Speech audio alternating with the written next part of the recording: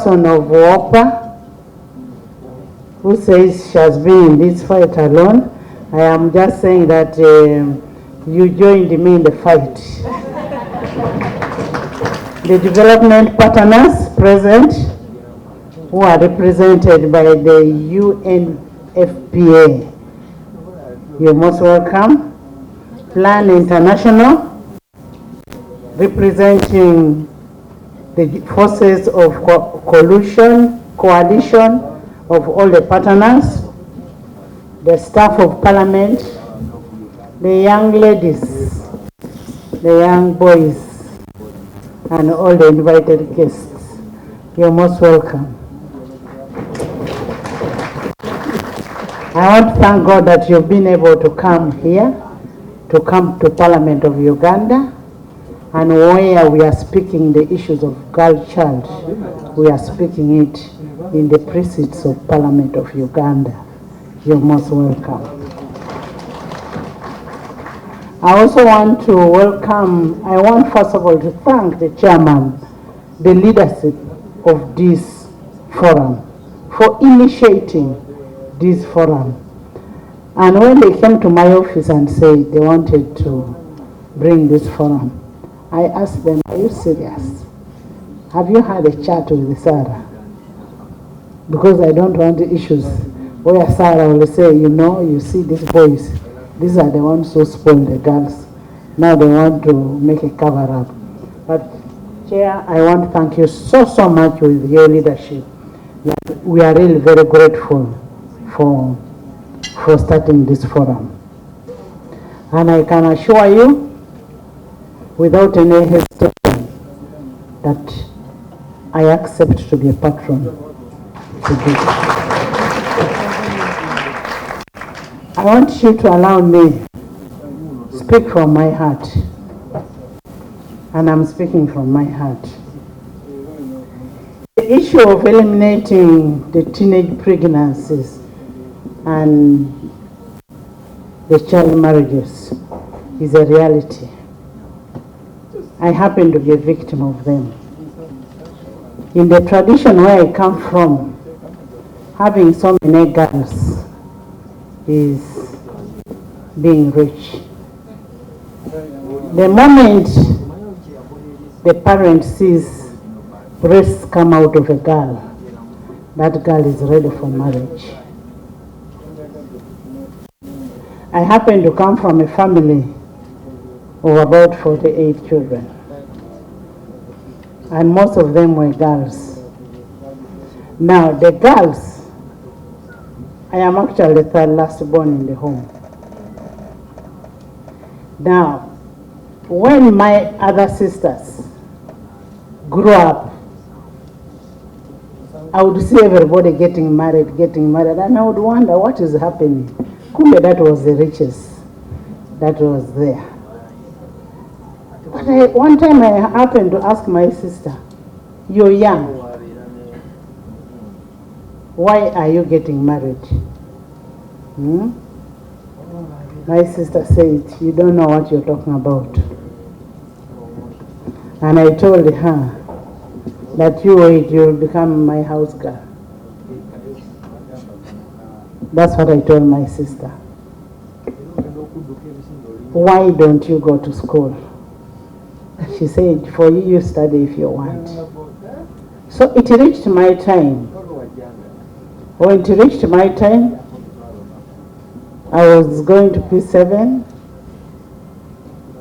When I was going to P7, first of all, I was very brilliant. When I was in P1, I didn't go to nursery. P1, they took me to P3 because I was too clever for the class. P3, I studied there. I went to P5. So that is how young I was. That I jumped classes, but at the same time, you reach a class and somebody says, we want cows. Because for us, we are cattle keepers. I took off from home. I ran away from home and went and became a house girl. I went and became a house girl, stayed in some other people's home, and in those people's homes, at one time I said no, let me go and stay with one of my sisters. My sister's husband wanted to rape me. I still, my belief was one, I must be the most educated in that home. And I thank God that I am.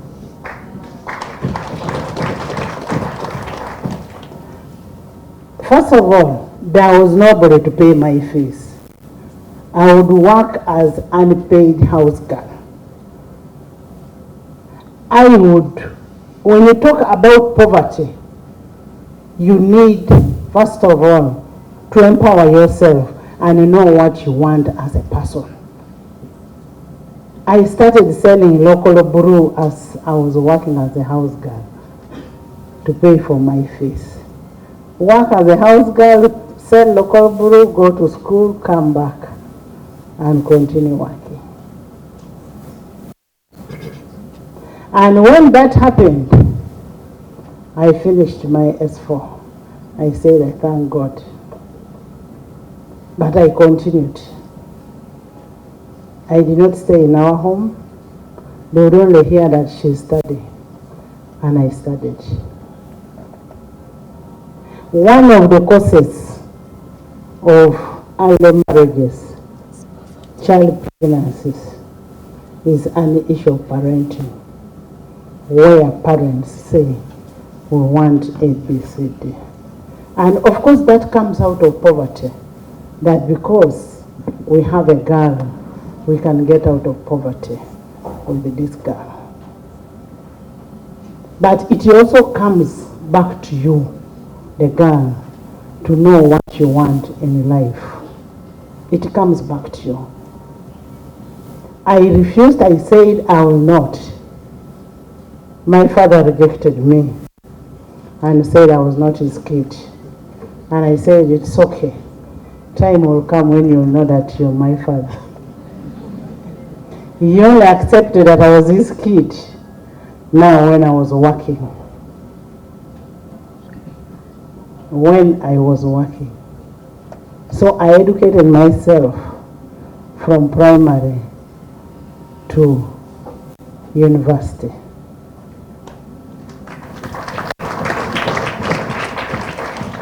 I paid my fees up to S6. Now it is from S6 that I went to Centenary Bank to look for a job. I said there is no man that can lie me and say that let me give you money. This man of the Chemaswets here, there is no man. I went and became a cleaner in Centenary Bank. I was with that young lady there. I became a cleaner, we were together. I had not finished, I was just we were on vacation. At least for her, she had joined university. Me, I was on vacation. But I had to prove myself that I can work. But because of the hard work, because of the commitment I had, I was made a cashier. But when I was made a cashier, peer groups are also not good. We had a peer group of her. They pulled me into a group. Then they said, maybe we are not women. She was actually a champion. He said, it seems you are not a woman. But before that, when I went and visited one of my relatives arranged somebody to rape me. But when that arrangement was done, I hit the man, and I think he'll never forget for his life. You know, hitting somebody until somebody bleeds, and I took off. That was the last time they saw me in their home. But when we went into these peer groups of the Naigagas, then we said, but let's also try. Maybe we are not women. First of all, we were already working. That's one good thing. We were working, though I was not 18, but we were working. I was 16, I was about 17. So we said, let's try. I tried, and that is how I got my firstborn, who is like my brother. My firstborn is like my brother. So I want to tell you one thing. You can be taken through all of that, but the resilience to move on is very important. The resilience to move on is very important. As Parliament of Uganda, we have passed all the important laws that try to safeguard our girls. And I am a mother of boys. I have always advocated, Sarah advocates for only girls, but I advocate for both boys and girls. Because if you leave out these boys, these are the boys who are going to become your in-laws. These are boys who are coming to marry your girls. So you should not have a useless in-law. So we need to empower both the boys and the girls. And once you empower them, then you know you'll have a good society. And I want to tell you, Parliament of Uganda, I want to really thank Parliament of Uganda. We've advocated for this. The issue comes on implementation. The issue of implementation of the laws that we pass as Parliament of Uganda. Now, when it comes on implementation, stakeholders will need your help in making sure that this is done as required. And on a special note, I really want to express my gratitude, deepest gratitude, to UNTFA and all the development partners for supporting the numerous humanitarian causes. Even in the face of few disagreements, what matters is, are we serving humanity? I want to thank you so much.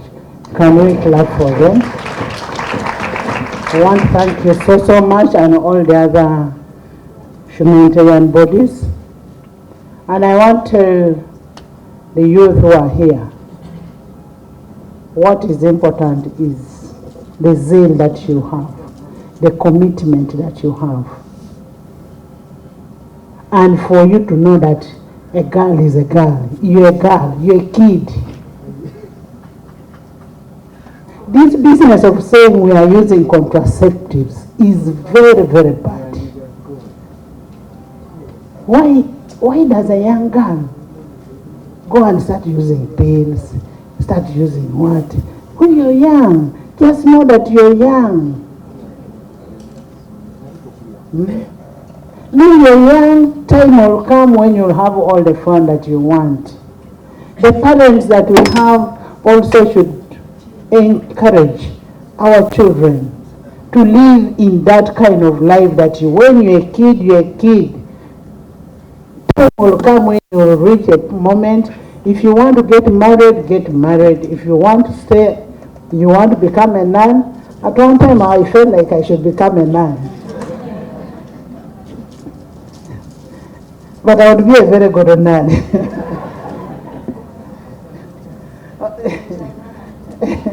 No, but I would have missed the Walongo. And as we go out there to encourage our children, our youth, on ensuring that there is no teenage pregnancies, we want to eliminate it. We want to create this awareness, first to the population, to the parents. You find a parent leaving a kid to leave home at around 8, 9, 10. You will find a man on the road unarranged pregnancies. A man on the road uses this gun. At the end of the day, we have the pregnancy with the young girls. But if you're a parent at home, if you're a responsible parent, and you know parenting is important, why don't you make sure that your kids are always home? And this business of you making sure that these kids share rooms. You have girls here, the boys, and you allow those kids to share the rooms. I have a story of how a brother impregnated sisters. They know that they are brothers and sisters. For them to do anything wrong is incest. So we have that problem, and what is important, that we need to do a lot of education, create awareness to these people.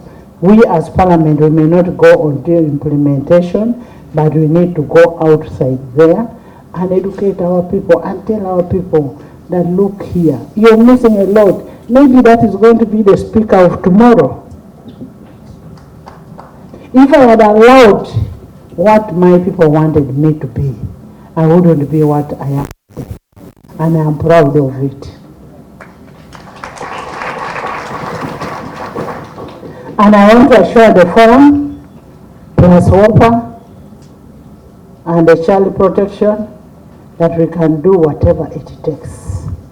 If you want me to move with you people from region to region, talking about early pregnancies, we will do it.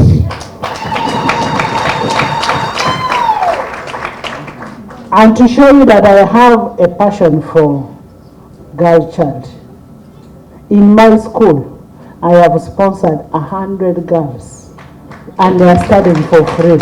I provide them from the smallest thing. Smallest, I buy them pads, sneakers, everything, for them not to go through what some of us went through. And as leaders, I want you to get a heart of helping these girls. Develop a heart of helping these girls. Even if you don't help them with the money or whatever, talk to them, encourage them, assure them that life is not cast on stone. Tomorrow you'll be a better person, maybe even better than me. But I want to tell you, this is a very, very touching story. I think it is the first time I'm saying it out. I have not told you all. I have not told you all. The next time I'll give you the full version. I'll give you a full version of it. But I am just telling you what matters is how do you get out of it? How do you move on? How do you now? I grew up with that hatred of men. And why did I hate the men? Because it is a man who was trying to force me to get married. A man who was a husband to my mother. I actually stopped calling him my father. I said my mother's husband. That is how it reached. But after some time we got back and said, Daddy, don't you see?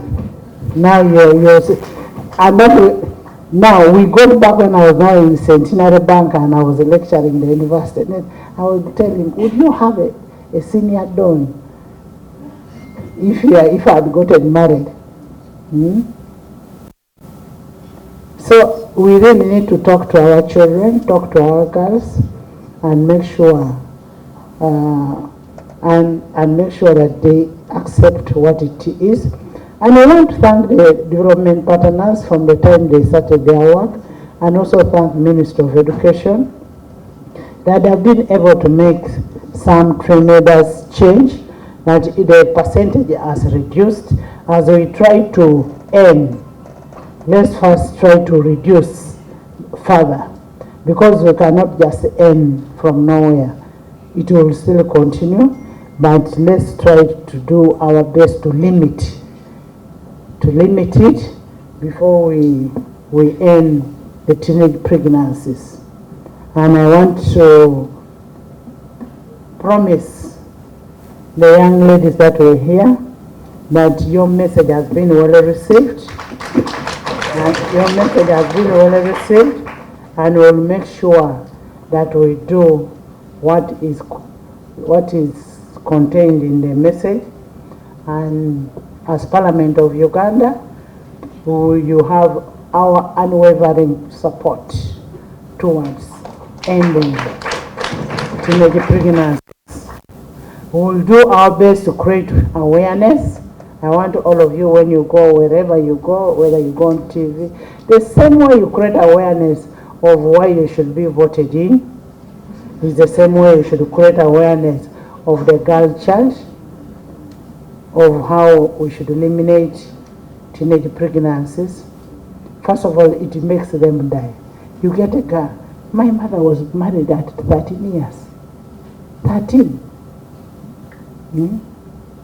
A girl cannot give birth at that age. Especially the children of these days. Maybe those traditional local people those days. But now these girls of these days, that's why you find so many girls are dying. So we need to create awareness. We need to visit schools. Talk to these girls at schools. Have counseling. Have a girl-to-girl talk. Especially if Honorable Akol went and said, I want to have talked with the girls, and say, I am your parent. Because you, who is going to go for these girls, Honorable Chamaswet, just imagine that this young girl you're going for is your daughter. Now you're sleeping with your daughter. But if you, a man, went and talked to these girls and say, I am talking to you as my daughters. If Sarah goes and talks to the boys and tells the boys, I am talking to you as your mother, this wait for time for you to grow. When you grow up and able to sustain yourself, you'll be able to do whatever you can do. You can create a family. First of all, in Uganda, we respect family values. And there is no way you can, it is always our pride that somebody has got a family. So when they grow up, we are the first people to celebrate that our children have got a family. And then we also need to talk to our elders, especially the development partners and the politicians. Talk to our elders on the issues of the tradition.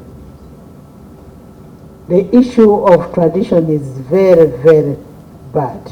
Of saying, for me, so long as I have girls, I am rich. It is not girls that bring riches. We actually have a song that everybody enjoys when they sing it in Luteso. They call it a mali. I see so many people dancing that song and you don't understand what it means. It says that it is good to produce a girl. Once you have a girl, you have a mali.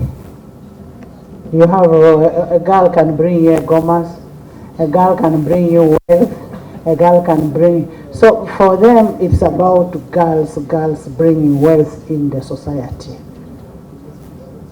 Whether you're educated or not educated, it's about this young girl bringing wealth in society. I have one of my girls, my daughter, she's now above 18. But she has to ask me when she's going out. I have to know who she's going out with. I will not give you the freedom that because you're above 18. No. So long as you're my daughter, you have to tell me. Because if you're still in my house, I am still in charge. I am still in charge. So we have to be very strict on these children. They may not like you, but you have to be remembered for one thing, that I impacted in your life. On that note, therefore, I want to take this singular honor of declaring the official launch of Uganda Parliamentary Forum to end child marriages and teenage pregnancies.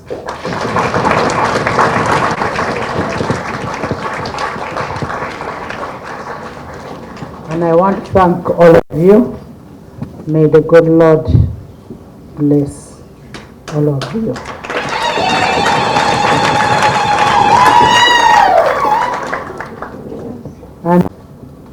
And I will make sure I will keep this seat jealously because I worked for it. I refused to become a teenage mother. So I am going to be in this seat. So you better guard your seats.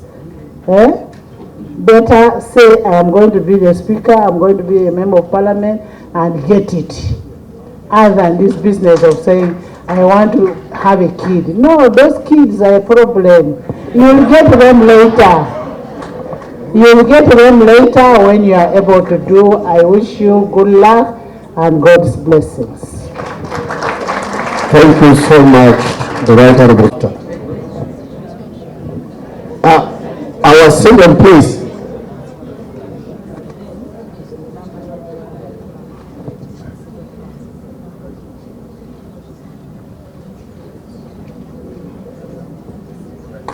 Thank you so much. Can we put a hand and clap for her?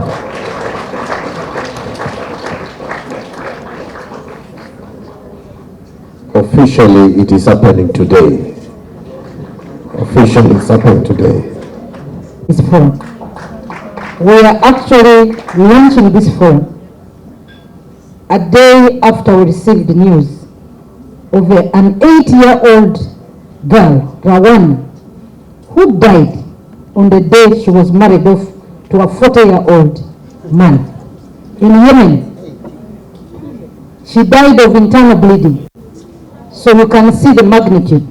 The challenge is not only in Uganda, it is global, and we must actually end this.